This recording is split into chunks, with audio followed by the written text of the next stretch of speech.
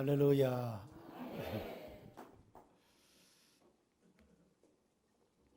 어제는 제가 좀 너무 길게 말씀을 드렸나는 생각을 했어요. 웃으시는 거 보니까 다 동의하시는 것 같은데, 구태여 제가 언제 마치겠다 말씀을 안 드리겠습니다. 자, 우리가 좋은 신앙생활, 행복한 신앙생활을 하려면 질문을 던지고 살아야 됩니다.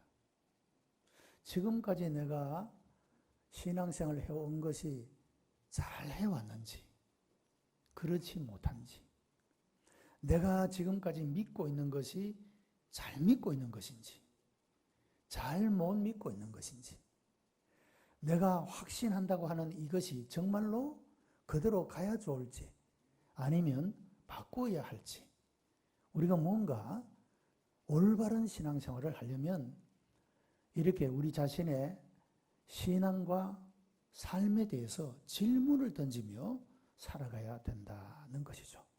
그래야지 우리가 바른 신앙의 길을 걸어갈 수가 있기 때문입니다.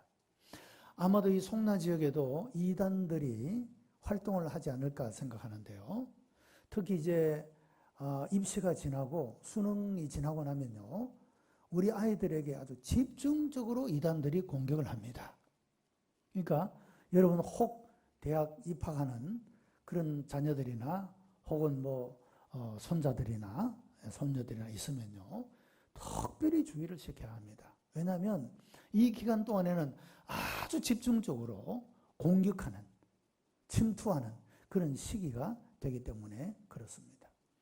여러분, 이 사람들은 매년 진화합니다. 이단들이 미혹을 하는데 굉장한 진화를 보이고 있는데요. 성경그룹 혹은 봉사그룹, 이런 여러 가지 동아리를 만들어서 정말로 이단이 아닌 것처럼 그 이름도 포장하고 그렇게 해서 아이들을 유혹해 가는 그런 모습을 볼 수가 있습니다. 그래서 특별히 이단들 가운데 구원파에서는요, 어떤 질문을 하느냐 하면 구원받았습니까? 이렇게 묻습니다. 그러면 대부분의 우리 예수 믿는 사람들은 구원받았다고 대답을 해요. 그 다음 질문이 문제입니다. 언제 구원받았습니까? 이렇게 물어요. 그러면 대부분의 예수 믿는 사람은 대답을 못합니다. 왜냐하면 그런 질문을 받아본 적이 없어요. 구원받았느냐 하는 것은 질문을 받아보았지만 언제 구원받았냐 하는 것에 대해서는 질문을 받아본 적이 없거든요. 그래서 대답을 못하고 우물쭈물하면 걸려든 겁니다. 그래서 여러분이 생년월일을 가지고 있죠. 야, 내가 몇 년, 몇 월, 며칠, 몇 시에 태어났다는 거, 이렇게 소위 세상들이 말하는 사주팔자를 사람들이 다 알고 있는데 어떻게 해서 구원받은 날짜를 모릅니까? 이렇게 하면 그럴듯해 보이잖아요. 이런 질문을 도무지 받아보지를 못했어. 그래서 이런 질문에 대해서 대답할 준비가 안 되어 있는 거예요. 그래서 여러분, 우리가 좋은 질문을 던지고 거기에 대해서 해답을 가지고 살아간다는 것은 대단히 중요하다, 이 말씀이에요. 그 구원파가 그러면 언제 구원받았냐 물음에 대해서 대답을 못하면 어떻게 하나? 내가 언제 구원받은 것 같기도 하고, 어느 집회에 참여해가지고 그때 내가 거듭남을 체험한 것 같고 이런 것은 있는데 그 날짜를 분명하게 기억을 못한다 이 말이죠. 그런데 여러분, 괜찮아요. 그런 대답은 안 해도 돼요. 그 대답 못한다고 여러분이 구원 안 받은 것 아니에요. 그러니까 모든 질문에 꼭 대답할 필요는 없어요. 나쁜 질문에는 대답 안 해도 돼요. 그리고 안식교에서는요, 이런 질문을 해요.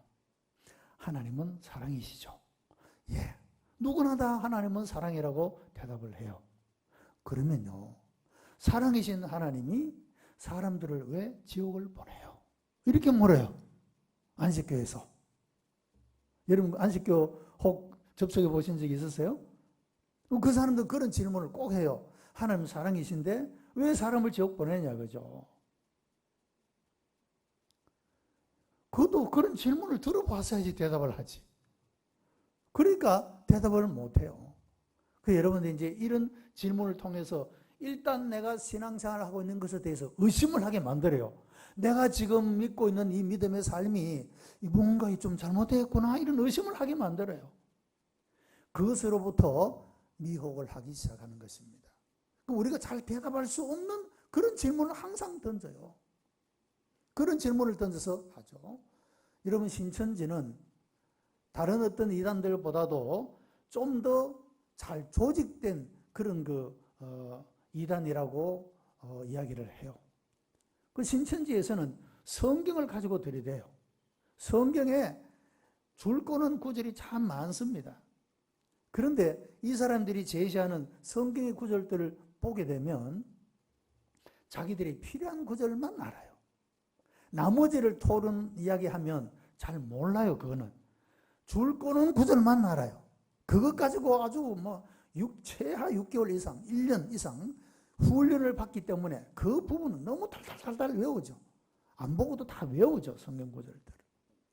자, 그러다 보니까 나는 이렇게 오래 예수를 믿어도 이렇게 조직적으로 다 갖추어서 이렇게 아는 게 없는데, 저 사람들이 진짠가 보다, 이런 또 의심을 하게 만든단 말이죠.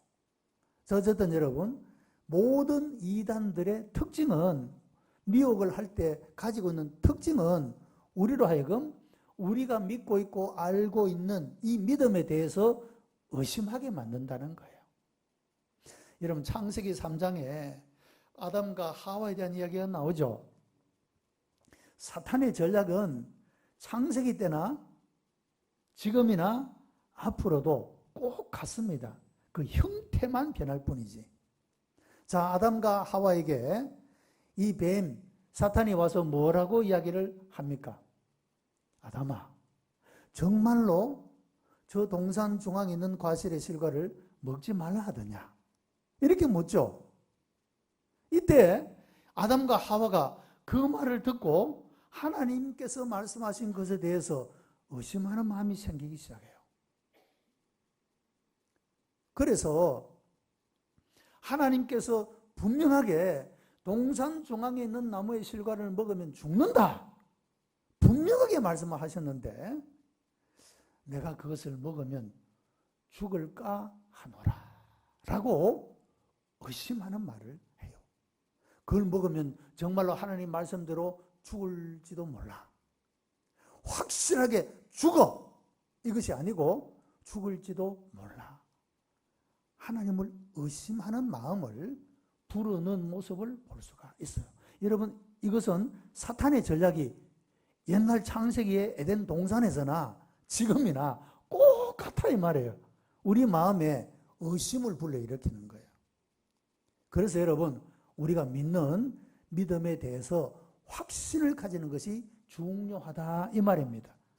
누가 뭐라고 유혹을 해도, 어떤 우리 마음에 의심을 불러일으키고 우리의 믿음을 빼앗아가려고 해도 흔들리지 않고 변함없는 믿음의 확신이 필요하다, 그 말씀이죠. 그래서 우리가 질문을 던져봐야 해요. 교회가 뭐냐? 여러분, 성도는 교회의 생활, 신앙의 생활이 행복할 때 성도는 행복할 수가 있어요. 그 교회를 뭔지 잘 모르면 교회를 세상과 같이 생각해서, 똑같이 생각해서 교회 안에서 행동하면 그 사람은 교회 생활에서 행복할 수가 없어요. 왜냐하면 교회는 교회로서의 질서가 있어요. 교회 안에서의 마땅한 생활이 있어요. 그런데 이것을 세상과 똑같은 방식으로 교회에서 생활하려고 하다 보니까 안 맞는 거죠. 생각도 안 맞고 다른 사람하고 의견도 안 맞고, 여러분, 그러다 보니까 교회 안에 불필요한 이런 논쟁, 분쟁, 다툼, 이런 것들이 생겨날 수가 있다는 것입니다. 교회가 뭐냐 하는 것을 알 필요가 있다, 그런 말씀이죠. 오늘 본문의 말씀은요, 예수님께서 가이사랴 빌립보 지역에서 사람들이 나를 누구라 하느냐 하니까 제자들이 대답하기를 선지자 중에 한 사람입니다. 이렇게 대답을 해요. 자, 여러분, 이것은 여론이 어떻게 돌아가느냐 이런 질문과도 같아요. 여론이 어떻게 돌아가느냐 나에 대해서 예수님이 그런 질문을 던졌더니 그래도 나쁜 건 아니에요. 그죠? 선지자 중에 한 사람이라고 세상의 사람들이 그렇게 생각한다니까 나쁜 평가는 안 해요. 그러나 정확한 평가가 아니다 이 말이죠. 그러니까 여러분, 우리가 예수님을 알되 교회가 무엇인지를 알되 그냥 희미하게 나쁘지 않을 정도로 알아서는 안 되는 거예요. 정확하게 알아야 되죠. 그래서 예수님께서 제자들에게 다시 묻습니다. 너희는 나를 누구라 하느냐? 이때 베드로가 고백한 말이 유명한 신앙의 고백입니다. 주는 그리스도시요 살아계신 하나님의 아들이십니다. 확신하는 신앙 고백이죠. 세상 사람들이 다 예수님을 훌륭한 선지자 중에 한 사람이라 말해도 베드로는 예수님은 그리스도십니다. 그리스도란 말이 무엇입니까? 기름 부음을 받은 자. 옛적에 세계의 직분에는 기름을 부어서 하나님이 구별한 사람으로 세웠습니다. 왕을 세울 때, 선지자를 세울 때, 제사장을 세울 때 그때는 기름을 부어서, 그래서 이 사람은 하나님이 특별히 뽑고 세운 사람이라는 것을 나타내 주었어요. 그리스도는 기름 부음 받은 자 그런 뜻입니다. 주는 그리스도시요 살아계신 하나님의 아들이십니다.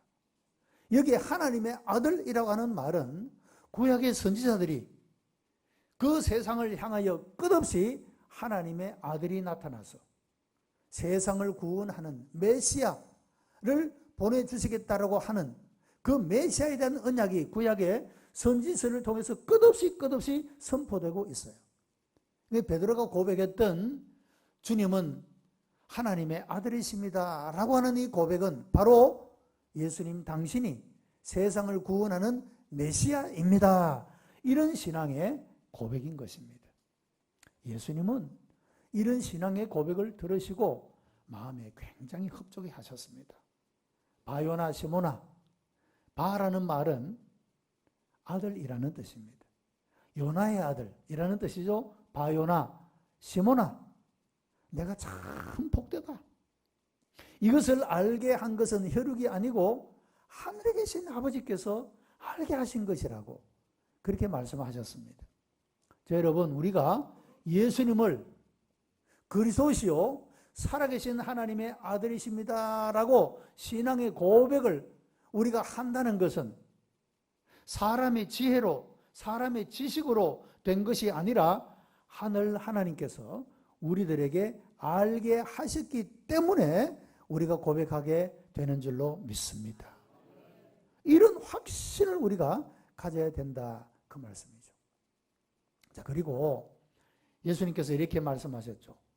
내가 이 반석 위에 내 교회를 세우리라. 엄부의 권세가 이기지 못할 것이다. 내가 천국의 열쇠를 내게 줄 것이다 라고 약속을 하셨습니다. 자, 여러분, 이 반석 위에 내가 교회를 세우리라. 헬라어로 보면요, 베드로는 페트로스라고 하는 남성 명사를 쓰고 있어요. 그리고 반석이라는 말은 페트라라고 하는 중성 명사를 쓰고 있어요. 그러니까 이 반석이라는 말은 중성을 나타내죠. 남성도 아니고 여성도 아니고 중성. 그러면 이 반석은 무엇을 지칭하느냐? 우리 정통 소위 개혁교회에서는 이것이 바로 베드로가 고백했던 신앙의 고백이라고 해석을 해요.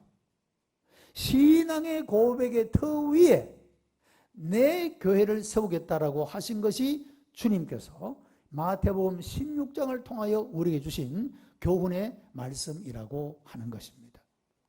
자, 여러분, 우리가 교단이 달라도 우리가 어떻게 이렇게 한 자리에 앉아서 예배 드리고 교제하고 할 수가 있습니까?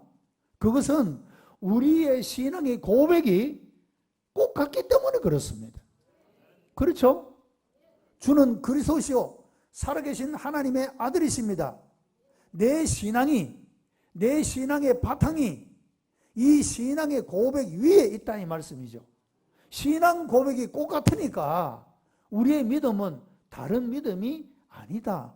그래서 우리는 함께 할 수가 있는 것이죠. 자, 여러분, 신천지는요, 특별히 신앙 고백을 하지 않습니다. 사도신경의 신앙 고백을 그들은 절대로 하지 않습니다.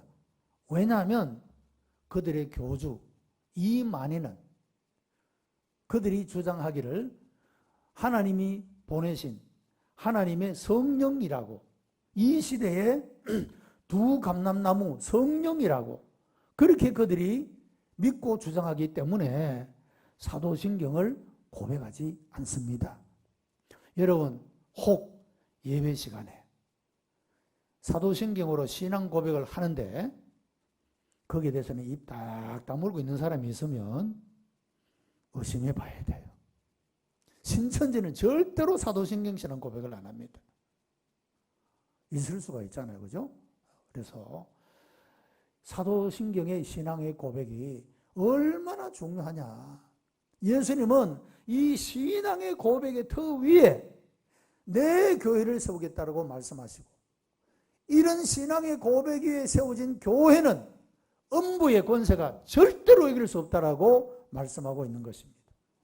그리고 이 교회에 천국의 열쇠를 주시겠다고 말씀하고 있어요.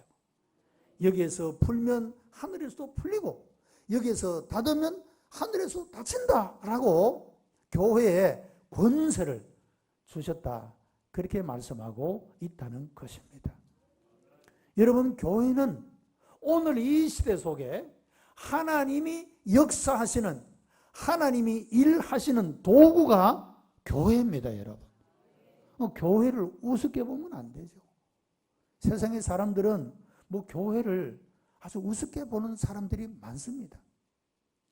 그러나 여러분, 주님은 신앙의 고백 위에 세워진 이 교회를 권세를 주셔서 음부의 권세, 어둠의 권세, 지옥의 권세가 이기지 못하게 하실 뿐더러 천국의 열쇠를 주신다고 말씀하고 있다는 것입니다.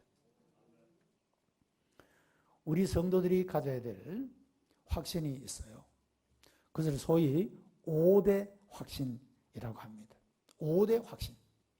자, 우리가 올바른 믿음을 가지고 확신하는 믿음을 가져야 되는데, 그 첫째 가져야 될 확신이 뭐냐? 구원의 확신입니다. 구원의 확신이 제일 중요하죠. 구원의 확신은 무엇입니까? 내가 언제 죽어도 하나님 나라에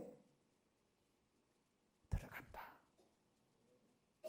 여러분, 이게 구원의 확신이에요. 그래서 구원의 확신을 가진 사람은 죽음이 두렵지 않습니다. 저희 교회에서는요, 장례를 할 때 제일 마지막에 제가 마지막 하관을 하고 떠나보낼 때 제가 그런 말씀을 드려요.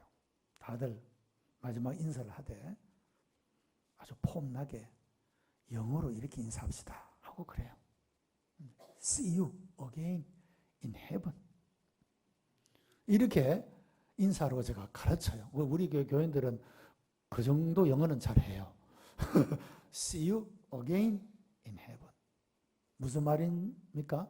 천국에서 다시 만납시다. 그거예요. 이 세상에서 예수님을 구주로 믿고 살면 이 사람은 천국에 들어가는 자가 되고, 누구든지 예수 믿고 살아가는 사람은 죽어서 천국에서 다시 만날 수 있다는 것입니다. 그래서 여러분, 세상의 사람들이 감당하지 못할 가장 확신의 사람들 공동체가 교회라고 하는 것입니다. 여러분, 공산주의자들이 예수 믿는 사람을 제일 두려워하고 미워하고 싫어합니다. 그 이유는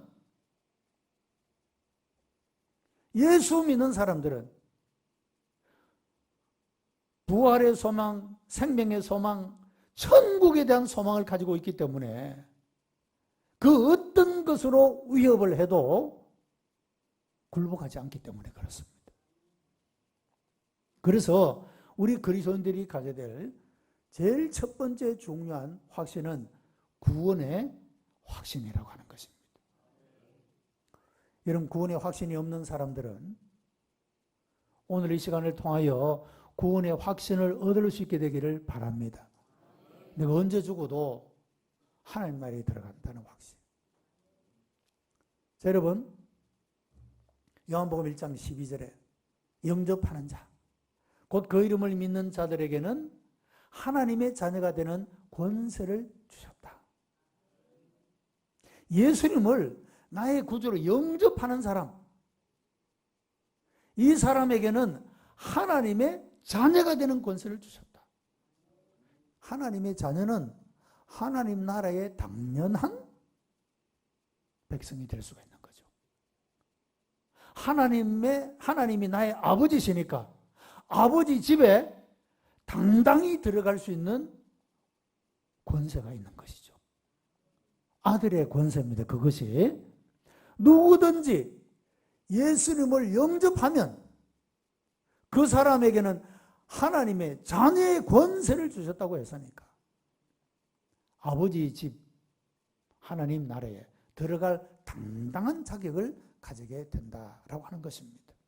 그래서 여러분, 우리 모두가 다 하나님의 자녀로서의 확신, 구원의 확신을 가지고 사람이 제일 무서운 사람이 목숨 거는 사람이 제일 무섭다고 해요.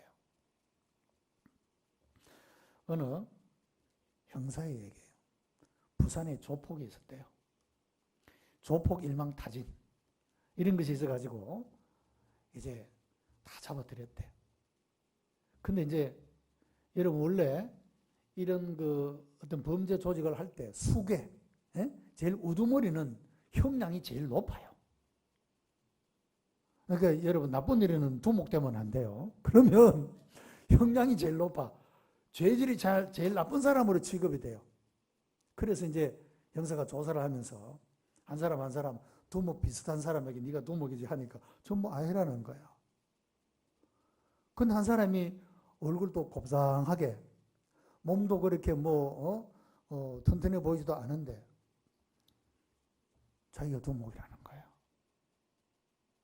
그래서 거짓말 하지 말라고. 네가 무슨 두목이냐고. 요 보니까 힘도 세고 아주 인상도 그런 사람이 있는데 자기가 두목이라는 거야. 그래서 어떻게 네가 두목이냐고 하니까 이 사람이 하는 말이, 내가 두목이 된 것은 다른 사람하고 싸울 때 자기는 정말로 이 목숨 내놓고 싸운다는 거예요. 그래서 여러분, 아무리 조폭이라도 자기 목숨은 아까운 거야. 이 사람은 목숨을 내놓고 싸운대. 정말로 그냥 겁주는 게 아니고. 그러니까 다 굴복한다는 거야, 자기한테. 그래서 이 사람이 두목이 되었대요. 여러분, 세상 사람도 제일 무서운 사람은 목숨이 아깝지 않는 사람이에요.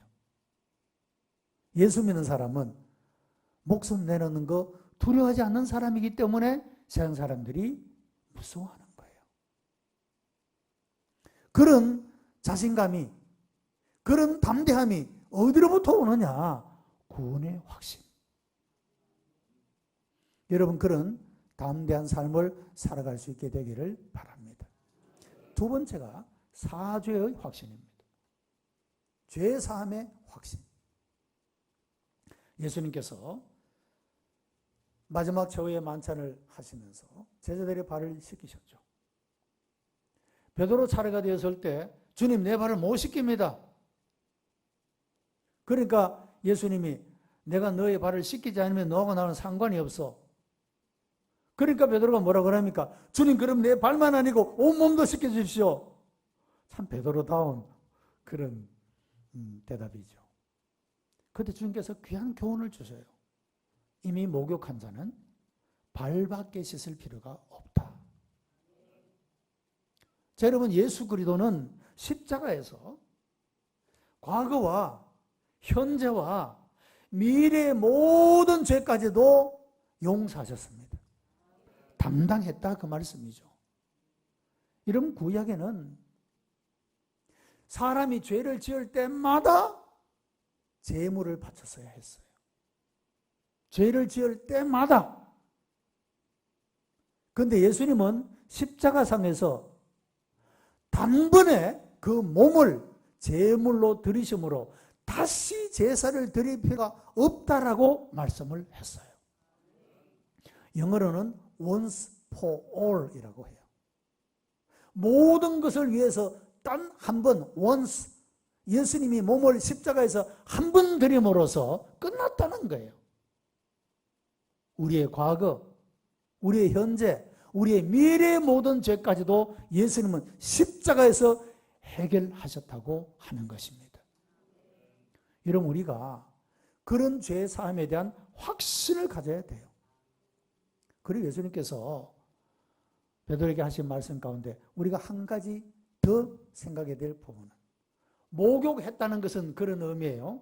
예수님이 십자가상에서 모든 과거, 현재, 미래 모든 죄까지도 해결하셨다는 그런 의미이고, 발을 씻는다는 것은 우리가 구원받았음에도 불구하고 하나님 나라에 들어갈 자격을 얻는 하나님의 자녀가 되었음에도 불구하고 우리가 매일매일 우리의 부족함과 연약함 때문에 짓는 죄들이 있잖아요.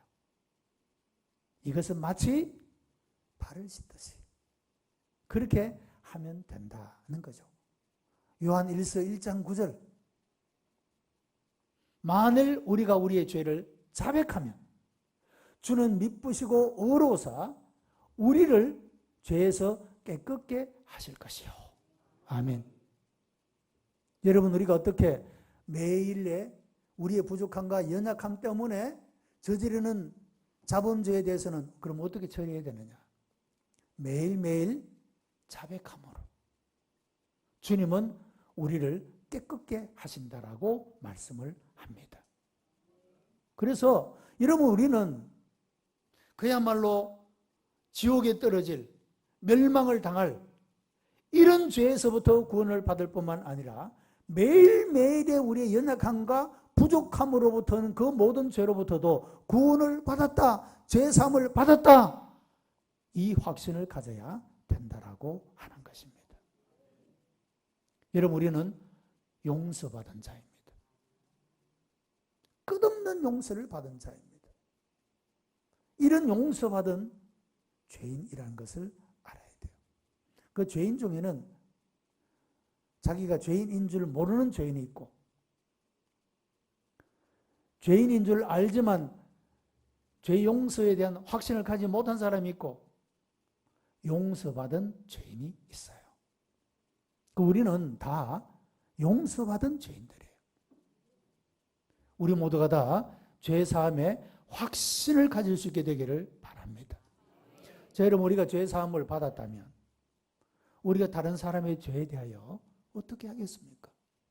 그런 질문이 나왔죠. 내가 몇 번에 용서해야 됩니까? 70번씩 7번이라도 하라. 여러분, 이것은 단순히 70 곱하기 7, 490번이 아니라 끝없이 용서하라, 그런 뜻이에요. 우리가 주님께 어떻게 용서 받습니까? 원죄, 근본적인 죄는 예수 믿음으로 용서받죠.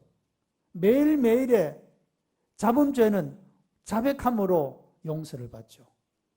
마찬가지입니다. 여러분, 우리가 다른 사람들을 대하여 짓는 죄들에 대해서 용서받기 위해서는 내가 잘못했다, 고백할 수 있어야 돼요.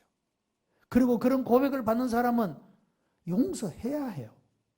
이것이 예수 믿는 사람들의 삶의 모습이라고 하는 것입니다. 여러분, 내가 잘못했어, 이 말을 못해서 수십 년 동안 그냥 냉담하고 살아가는 부부도 있죠. 그런 부모와 자녀의 관계에 있는 그런 사람들도 있을 수가 있어요. 첫째는 내가 말해도 용서해 주지 않을 거야. 용서에 대한 부정적인 생각 때문에 그럴 수도 있죠. 그러나 여러분, 우리는 이런 복음을 어제 전에 말씀을 드렸지만 모든 하나님의 약속의 말씀, 복음은 우리의 구체적인 생활 속에서 누려야 돼요. 누려야 돼요. 이 복을 나의 것으로 가져와야 돼요. 여러분, 용서하지 못해서 생기는 아픔과 무거움이 여러분이 이 죄사함에 대한 확신을 통해서 모든 것들이 다 날아가는 역사가 일어나게 되기를 바랍니다. 용서하지 못해서 생기는 상처, 아픔, 괴로움, 고통 말이죠. 그런데 여러분, 이런 것들도 우리가 이성으로 막 하려고 하면 어려워요. 그런데 성령께서 역사하시면 한 방에 그냥 한꺼번에 끝나는 거죠. 그래서 여러분, 우리가 신앙의 생활을 하는데, 예배를 하는데 중요한 요소 가운데 하나가 성령님의 임재요, 하나님의 약속이라고 하는 것입니다. 그래서 우리는 늘 모일 때마다 성령님의 임재를 구해야 돼요. 성령님이 역사하시고 말씀해 주시기를. 저는 우리 교인들에게 자주 그런 말씀을 드려요. 고린도전서 2장 4절 위에 말씀을 가지고 내 말과 전도함이 사람의 지혜나 권하는 말에 있지 아니하고 성령의 나타남과 능력으로 있게 하여. 제가 설교를 준비할 때마다 제가 늘 이 말씀을 묵상하고 오늘 또 내가 성도들에게 전하는 이 말씀이 그냥 사람이 뭐 배운 거, 아는 것, 사람의 지혜나 지식으로 하는 것이 아니라 성령의 나타남과 능력으로 할 때 한마디를 들어도 10마디를 깨닫게 되더라고요. 성령의 임재와 역사가 나타나게 되면 꽃 같은 말을 해도 그 옥토 같은 마음에는 30배, 60배, 100배 결실하는 역사가 나타나더라고요. 여러분이 그런 마음들이 되기를 바랍니다. 목사님들이 예배 때마다 말씀을 준비해서 그런 마음으로 준비하고 말씀을 선포할 때 말이죠. 여러분 성도들이 옥토와 같은 마음이 돼요. 나는 한마디 했지만 10마디를 깨닫고 삶 속에서는 30배, 60배, 100배 결실하는 여러분 이런 모습을 보면 어제 말씀드린 대로 그분을 생각할 때마다 그저 하나님께 감사하고 그분의 이름을 불러가며 기도할 때마다 그저 기쁨이 넘치고 여러분 행복한 목회자가 되고 행복한 성도가 되지 않겠습니까? 이런 은혜가 일어나게 되기를 바랍니다. 여러분 교회는요 시대에 따라서 여러 모양의 형태적인 변화들을 가져왔죠. 구약시대는 제단입니다. 제단에는 제물이 바쳐집니다. 성전시대까지 제물이 바쳐지는 그런 모습을 볼 수가 있죠. 자, 제단이 있었고요. 그 다음에 나타난 것이 회막이에요. 출애굽시대에 창세기 시대의 제단, 출애굽 시대의 회막이라고 할 수가 있죠. 그리고 이들이 가나안 땅에 들어가서는 성전, 그리고 성전이 파괴된 이후에는 시나고그, 회당, 그리고 회당이 없어진 이후에 한참 3세기까지는 가정교회가 생겨요. 가정교회. 빌립보의 루디아 교회라든지 눈바 뭐 이런 그 교회들은 모두가 다 가정교회예요. 3세기까지 가정교회가 생겨나죠. 그리고 그 이후에 오늘날 우리 교회와 같은 이런 형태, 건물도 있고 그 예배의 형식은 회당과 비슷한 이런 거 모양으로 변해왔던 모습을 보게 됩니다. 여러분 가끔씩 이렇게 헌금을 드릴 때 제물이라고 표현하는 그런 분들이 가끔 있어요. 자, 여러분 제물은요 성전시대까지 사용했던 말입니다. 그 제물은 직접 짐승을 잡아서 그 피를 뿌리고 짐승을 드리는 그것이 제물이었어요. 그 이후에는 예물이라고 표현하는 것이 맞아요. 제물은 동물성에 드리는 것을 말하고 예물은 비동물성을 표시하는 말이에요. 그러니까 우리가 헌금 드리는 것은 예물이라고 할 수가 있죠. 이 예물을 우리가 무슨 어떤 물건을 드리는 것도 마찬가지예요. 비동물성이죠. 동물을 드리진 않잖아요. 성전까지는 동물성의 제물을 드렸지만 그 이후에는 예물이라는 것으로 하나님 앞에 드렸던 모습을 볼 수가 있습니다.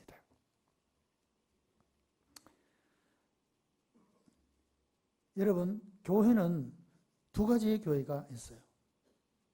보이는 교회와 보이지 않는 교회. 어저께 잠깐 말씀을 드렸죠. 예수 그리스도를 머리로 하는 온 세계 모든 흩어져 있는 예수 믿는 사람들이 함께하는 하나의 교회. 이것은 보이지 않는 교회입니다. 보이는 교회는 바로 지역의 로컬 처치, 이름을 가진 송라제일교회, 송라침례교회, 동천교회 이런 이름들, 이 이름들이 바로 보이는 교회예요. 이 보이는 교회와 보이지 않는 교회, 어쨌든 보이는 교회나 보이지 않는 교회의 지체가 되는 것은 요한복음 3장 5절에 말씀하고 있는 바와 같이 물과 성령으로 거듭난 자가 그 보이는 교회와 보이지 않는 교회의 지체로서 연결되어질 수가 있다는 것입니다. 저희는 물과 성령은 우리가 소위 말하는 그 세례라는 것과 성령 세례 두 가지를 말씀을 하고 있는 거예요. 어제도 말씀드렸지만 중요한 것은 외적인 물 세례가 아니고 중요한 것은 성령의 세례가 중요하다 이 말씀이죠. 그 성령의 세례는 내가 예수님을 나의 구주로 믿을 수 있는 믿음, 깨우침, 회개 이 모든 역사가 성령의 세례로 나타나는 것이기 때문에 이것이 더 본질적으로 중요하다 그 말씀입니다.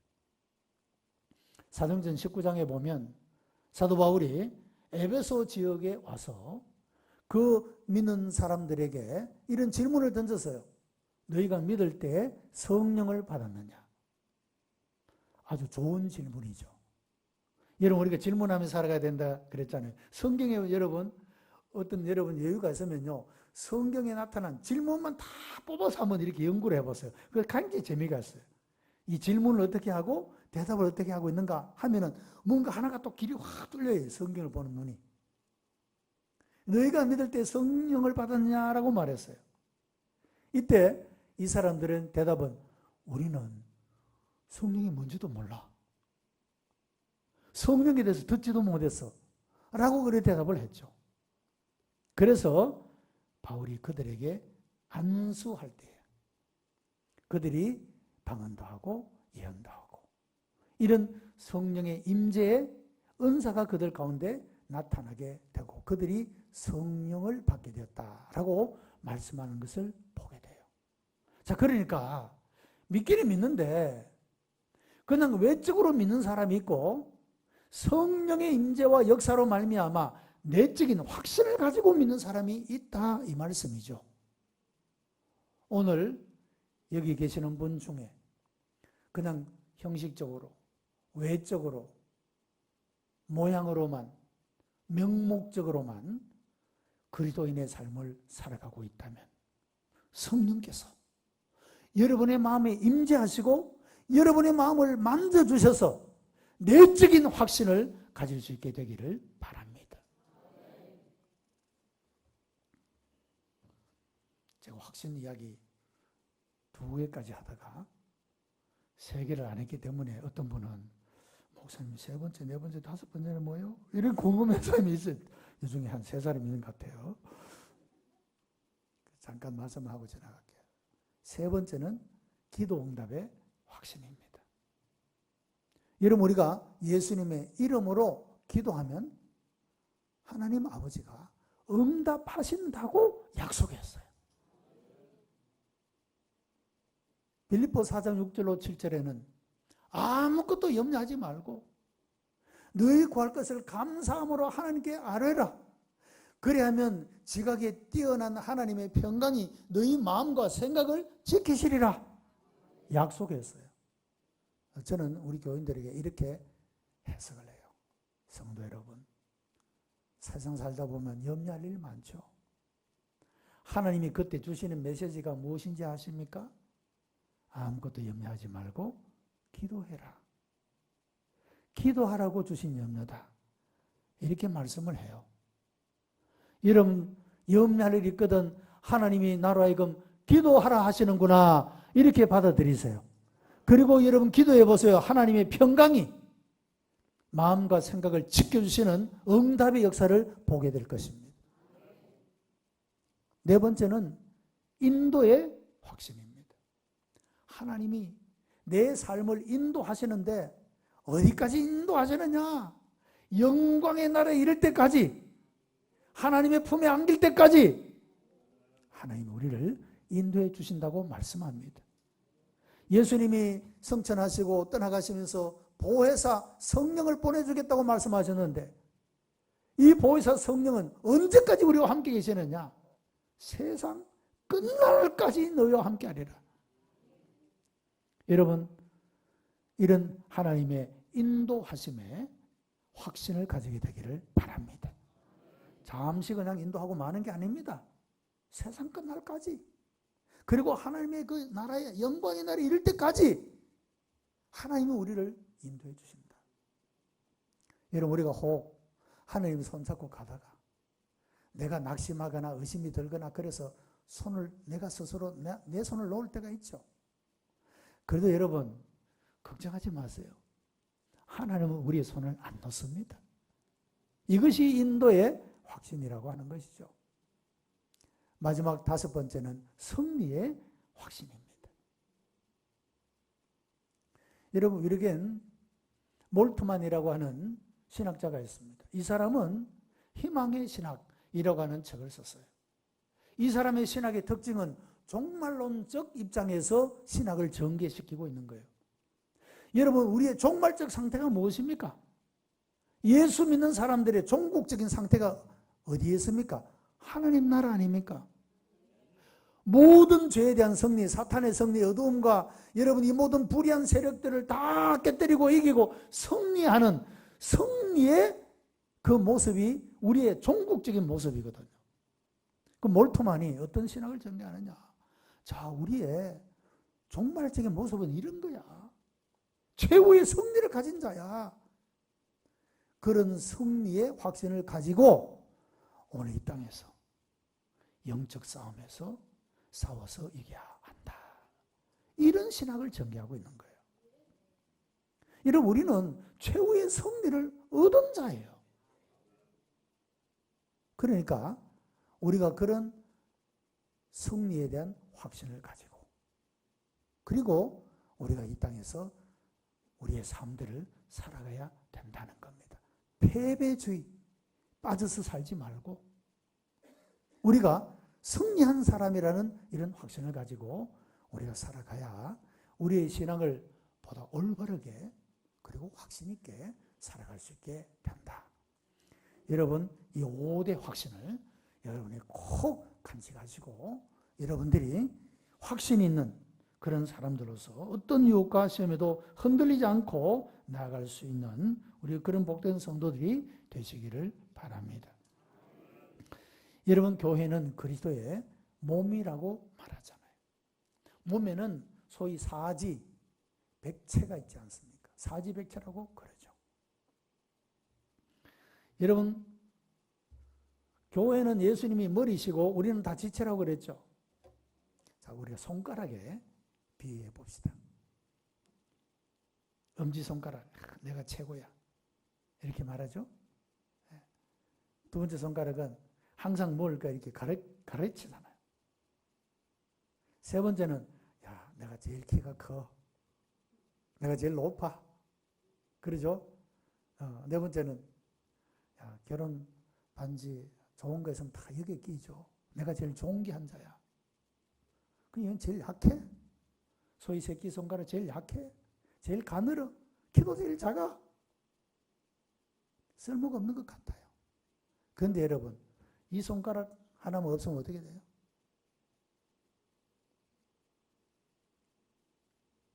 장애자가 되는 거예요, 장애자가. 여러분, 우리 한 사람 한 사람은 다 존귀한 자예요.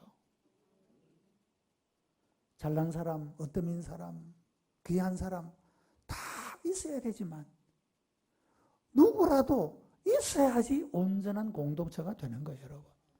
그러니까 여러분, 하찮아 보이는 사람도, 연약해 보이는 사람도, 별 필요가 없어 보이는 사람도 여러분, 우리는 다 존귀하게 여겨야 돼요. 이것이 그리스도의 몸이라고 하는 거예요, 그리스도의 몸.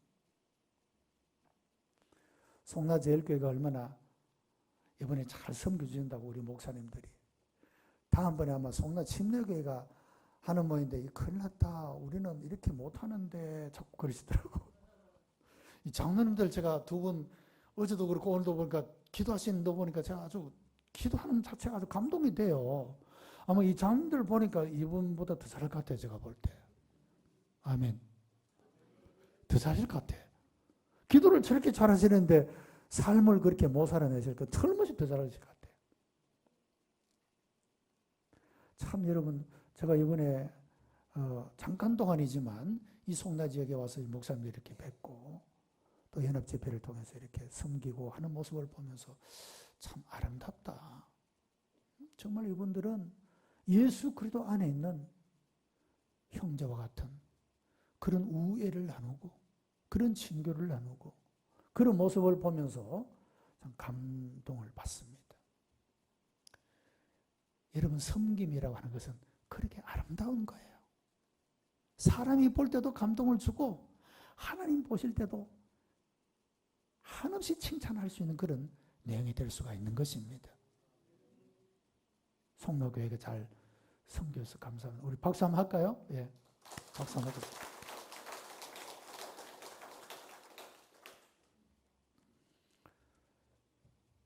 교회는 그리스도의 몸이에요. 우리 모두가 다 존귀하든 제일 높든 제일 귀하든 어떻든 간에 모든 교회는 주님이 아끼고 사랑하는 교회예요. 이런 마음가짐으로, 이런 주님의 마음으로, 이런 그런 마음을 가지면 우리가 뭐 연합하지 못할 이유가 어디 있어요?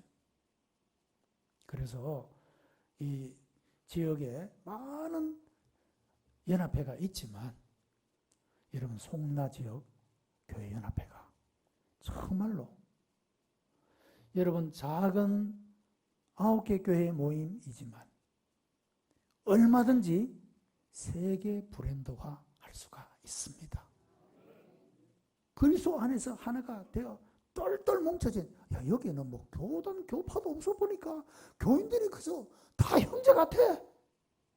여러분, 이렇게 된다면요, 이 송라 지역의 교회는 세계적인 교회가 될 수 있는 거예요, 여러분. 뭐 세계적인 교회가 별거 있습니까, 여러분? 우리가 성경대로 순종하고 성경대로 살면 그 삶 자체가 세계적인 브랜드가 되는 거예요, 여러분. 교인이 많아야 주님이 영광 받으십니까? 내일 서론에서 할 겁니다만 피타고라스라고 하는 사람이 앞으로의 시대는 숫자의 신이 지배한다, 그런 말을 했어요.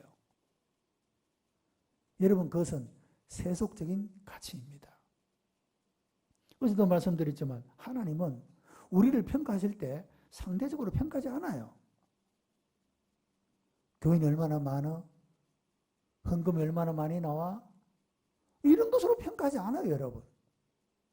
우리 개개인 한 사람이 얼마나 주님을 사랑하고 주의 몸된 교회를 사랑하고 하나님의 말씀을 기뻐하고 즐거워하고 그 말씀을 순종하고 실천적인 그리스도인으로 살아가느냐, 여기에 관심을 기울이고 계시지 다른 것에는 관심이 없어요. 죄송합니다만 여러분, 개척하는 교회나 저 후배 목사님들을 보면 그렇게 이 말씀을 드려요. 여러분, 절대로 교인 수 적다고 기죽지 마라. 하나님은 큰 교회 목사라고 인정하고 작은 교회 목사라고 박대하지 않는다. 하나님 앞에 설 때는 그것이 역전될 수도 있어. 그 절대로 낙심하지 마, 실망하지 말고 하나님 앞에 사세요. 하나님 앞에 사는 것이 하나님 앞에 칭찬받을 수 있는 길이 되기 때문에 그래요. 여러분 교인들도 마찬가지예요. 우리가 육신적으로 비교하면 다른 사람보다 못한 면이 많이 있겠지만 하나님은 우리를 그것 보고 평가하지 아니하신다니까요. 내가 하나님 앞에 살면 되는 거예요. 고람되어 하나님 앞에서. 여러분 그렇게 우리가 응답하는 삶을 살아가면 우리는 다 하나님 앞에 잘했다, 칭찬받는 그런 사람이 되고 교회가 되는 줄로 믿습니다. 이런 교회는 여러 가지 속성을 가지고 있는데 그 속성 가운데 하나가 통일성, 거룩성, 보편성, 사도성, 영원성 이런 것을 가지고 있어요. 시간이 많이 없어서 제가 사실은 1시간 좀 이렇게 하시라고 그러던데 1시간 다 못 채우면 어떻게 할까 이 생각했는데 한 3시간 하루에도 할 것 같네 제가 보니까. 보편성인 건 뭐냐면 영어로 표현하면 The Church is Catholic이라는 건데요. 캐톨릭 교회라고 그러잖아요. 로만 가톨릭. 보편성을 가지고 있는 그런 것을 의미를 해요. 이것은 뭐냐면 누구나 다 올 수 있는 교회를 말하는 거예요. 재미있는 그런 이야기가 있었죠. 백인들만 다니는 교회가 있었어요. 흑인이 그걸 몰랐어요. 그래서 예배 시간이 돼가지고 성경책을 들고 그 교회에 예배 드리러 간 겁니다. 갔더니 앞에 입구에서 막는 겁니다. 왜? 흑인이라고. 못 들어오게 한 거예요. 그래서 그 계단에 앉아서 참 슬픔에 잠겨 울고 있었습니다. 그랬더니 한 분이 다가와서 어깨를 툭툭 두드리면서 울지 마. 나도 거기에 들어가 본 적 없어. 보니까 예수님이 거기 계시더라는 거예요. 여러분 교회는 누구나 올 수 있어야 돼요. 우리끼리만 이거는 아니다 이 말이죠. 교회는 보편성을 가지고 있어요. 여러분 살인자도 올 수 있는 것이 교회예요. 세상에서 손가락질 받고 욕먹는 사람도 올 수 있는 곳이 교회예요. 이곳에 와서 제사 받고 용서받고 새 사람 되는 곳이 교회이기 때문에 누구나 올 수 있는 교회, 이것이 교회의 보편성이라고 말해요. 그리고 교회는 The Church is Apostle, 사도성을 가지고 있다. 사도성은요, 앞에 말씀드렸죠. 사도신경의 신앙의 고백은 사도들로부터 예수 그리스도의 생애와 십자가와 부활과 재림과 이 모든 예수 그리스도의 생애를 믿으면서 이것을 신앙 고백한 것이 사도신경이에요. 그러니까 이것은 역사가 있는 거죠. 역사가. 신앙이라는 것이 어느 날 누군가에 의해서 자기 혼자만 고백하는 신앙의 고백이 아니고 역사, 신앙의 역사에 대한 고백이라고 말할 수가 있어요. 그 우리는 역사성을 가지고 있어야 돼요. 우리 송나제일교회가 70몇 년을 그랬죠? 예. 예. 또 우리 제일 오래된 교회는 110년? 이런데 여러분, 역사라는 것이 굉장히 중요한 거예요. 우리가 그런 역사 속에서 좋은 점, 장점, 잘하는 것, 여러분 이것은 계속 개성하고 발전을 시켜 나가야 돼요. 그거 끊기게 하면 안 돼요. 그리고 역사 속에 나쁜 점도 있을 수 있어요. 여러분 이런 것들은 과감하게 깨뜨려야 돼요. 그래야지 교회가 하나님 쓰시는 교회가 되고 여러분 시대의 희망이 될 수 있는 교회가 될 수가 있는 거예요. 그 교회는 사도성을 가져야 돼요. 혼자만의 신앙이 아니에요. 공동의 신앙의 고백. 그것이 돌출되어진 것이 아니라 역사 속에서 계속 이어오는 정통적인 신앙의 고백. 이것을 가지는 것이 교회의 속성이다라고 말하고 있습니다. 이런 교회는 여러 가지 사명을 가지죠. 제일 중요한 사명이 선교적 사명입니다. 하비 콕스라는 사람이 세속도시라고 하는 책에서 세 가지의 교회적 사명을 말합니다. 칼 바르트는 한 가지 더 추가해서 네 가지의 교회 사명을 이야기를 합니다. 제일 중요한 것은 선포적 사명이에요. 캐리그마라고 말하기도 해요.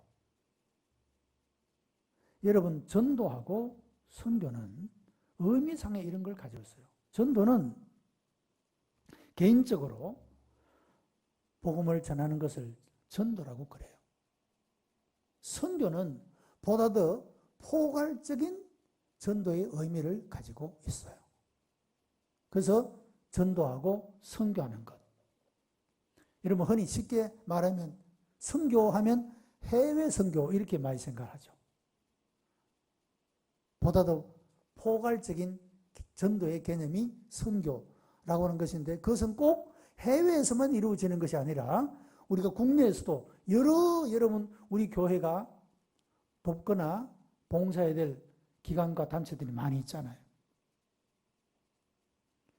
여러분, 경찰서에 들어가서 활동하시는 목사님도 계시고, 교도소에 들어가서 활동하는 목사님도 계시고, 여러분 관공서라든지 여러 단체들에 가서 이렇게 또 봉사하시고 섬기는 그런 목사님들도 계세요. 그것이 포괄적인 전도의 개념으로서의 선교예요. 이 교회가 반드시 해야 될 교회의 사명이에요. 우리 교회만이 아니고 우리의 지역도 돌봐야 돼요. 여러분, 헬드 까마라라고 하는 대주교는 그런 말을 했어요. 교회는 영혼 구원에만 책임을 가지는 것이 아니라 고통받는 육체에도 책임을 가져야 한다. 그런 말을 했어요. 여러분, 교회의 사명은요, 영혼 구원, 선포, 선교, 1차적 사명이에요. 동시에, 자, 우리가 어제 그랬죠. 요한복음 10장 10절. 예수 믿는 목적, 예수님이 이 생에 오신 목적. 생명을 얻게 하고 더 풍성히 얻게 하려는 것이라고 그랬죠. 마찬가지로 이 교회는 세상을 향하여 복음을 선포해서 그들로 하여금 영혼을 구원 얻는 이 사명을 감당해야 될 책임이 있을 뿐만 아니라 고통받는 육체에도 책임이 있다. 여러분, 그래서 그들을 잘 섬기고 돕고 보살펴 드리고, 여러분, 이런 것이 교회가 감당해야 될 책임이라고 그렇게 말씀을 하고 있습니다.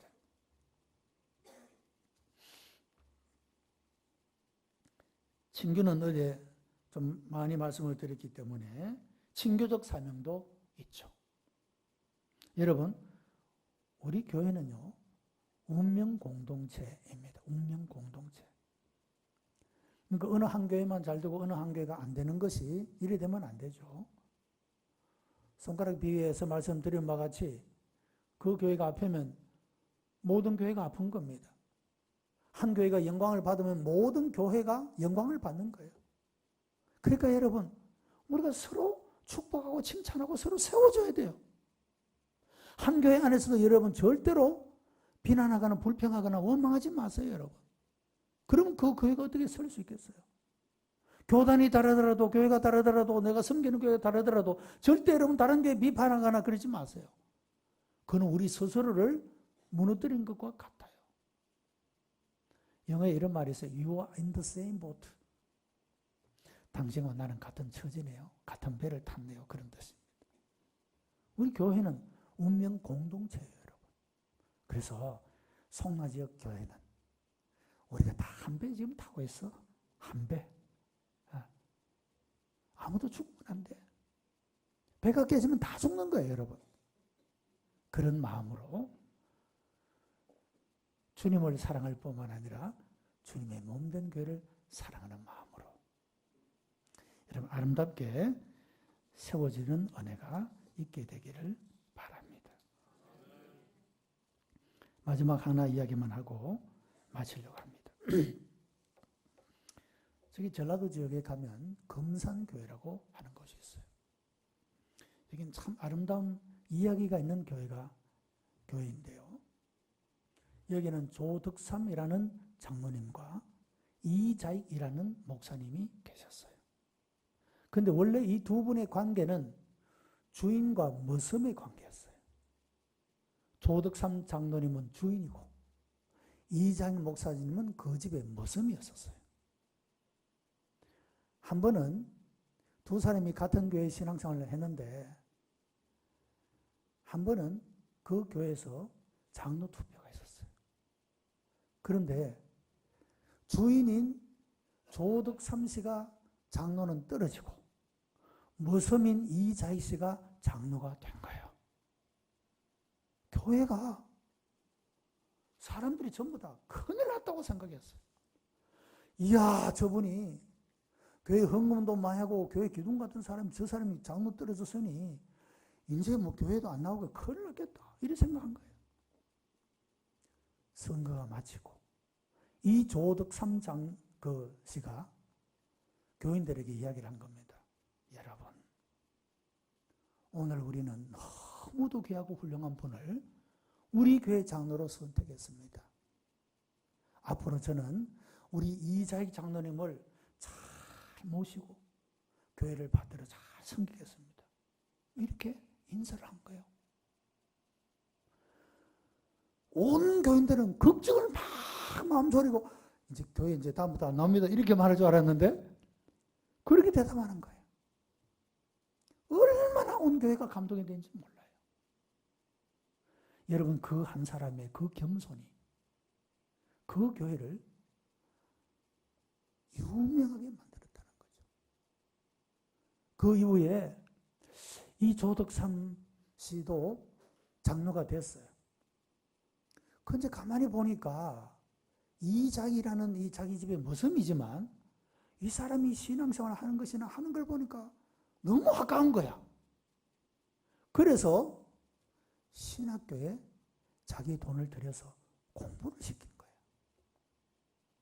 그래서 이자익 장로님이 신학교 가서 공부를 해서 목사가 됐어요. 그래 이 조덕삼 장로님이 자기 교회 목사님으로 모신 거야. 그리고 그분은 총회장을 3번이나 했어요. 얼마나 아름다운 이야기입니까? 여러분, 한 사람의 그런 섬김과 자기를 낮춤과 겸손함이 한 교회를 살리고 그 지역을 살리고 세계 속의 사람들에게 아름다운 이야기가 되게 했다는 것입니다. 여러분, 교회를 사랑하는 마음이 이 정도 돼야 되지 않겠습니까? 송라지역의 교회 모든 성도 여러분, 주님을 사랑할 뿐만 아니라 교회를 사랑하는 마음으로 여러분 이와 같은 섬김, 이와 같은 겸손, 이와 같은 충성과 헌신으로 주의 몸된 교회를 사랑하여 섬김으로 여러분 개개인이 복을 받고 여러분의 가정이 복을 받고 아브라함에게 주셨던 복대로 가문이 복을 받고 민족이 복을 받고 열방이 복을 받는 데까지 이르르는 이런 열매가 가득하게 되기를 주님의 이름으로 축복합니다.